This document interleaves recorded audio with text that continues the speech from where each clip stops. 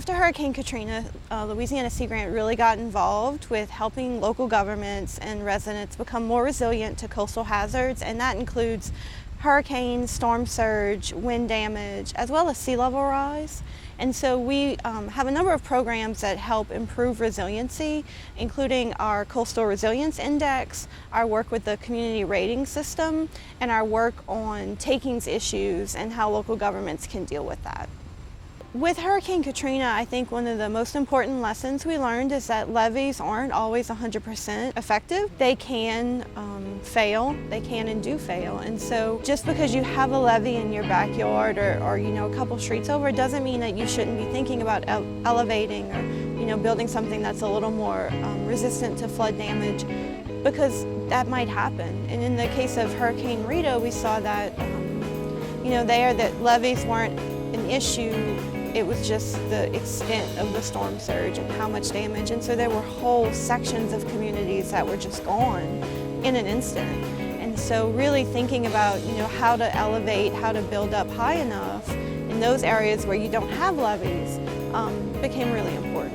I think in a lot of situations, citizens are much more informed and are taking action to improve their own resiliency on their own. For example, we spoke to some local government officials in Terrebonne Parish, and they talked about how after, hurricanes like, say, Hurricane Andrew, people were hesitant to elevate, but now there's a waiting list for elevations, to get funding for elevations. People want to elevate their homes. With the Coastal Resilience Index, we've worked with 12 communities to go through the index and to get them their resiliency score, although the score doesn't matter so much. It's really the discussion that comes out of it. And one of my favorite stories from that project was a community we were working with, and we had someone from the pumping division as well as someone from transportation in the room, and they really hadn't talked to each other before.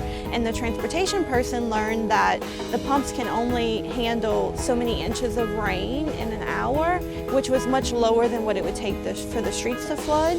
And so they were like, wow, we really need to be aware of this. We had no idea that the pumps couldn't handle more rain than that. And so it's those little things where the communications are becoming stronger, where local governments in different departments know what's going on. So that's one of the successes that I think is really important. We've been working with Cameron, Calcasieu, and Vermilion on the community rating system, which is a way to earn points that end up reducing flood insurance rates.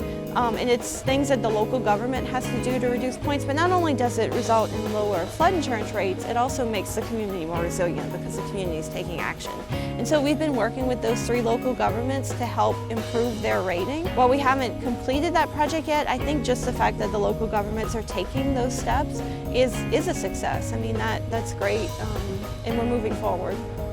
Katrina had a certain forward movement, direction, wind speed, storm surge associated with it, and you never know what a storm that has different characteristics might do to a property that has already been through a storm. And so I think that people are more aware of the potential for damage, and definitely construction has improved in terms of elevation and just the strength of buildings. The community rating system, it's a scale. Communities can be rated from 10 to 1, 1 being the highest. And so there's always communities that can either get into the program or move up, and so we're definitely going to continue to work on that. Sea level rise is going to continue to impact us, so even if we don't see storms for even a 10-year stretch like we've seen in the past, if we don't have another storm, we still have to deal with nuisance flooding becoming worse, and that's where those things that you do to prepare for storms can also help with that day-to-day nuisance flooding and sea level rise. And so those are probably the things we're going to continue to work on. In our projects, resiliency is always something that's growing, that you're working toward becoming more resilient. There's never an end goal, I don't think. And so continuing to look at, what are the new building practices coming out? What are the new ways that communities can engage in, land use planning or ordinances to help make their community stronger?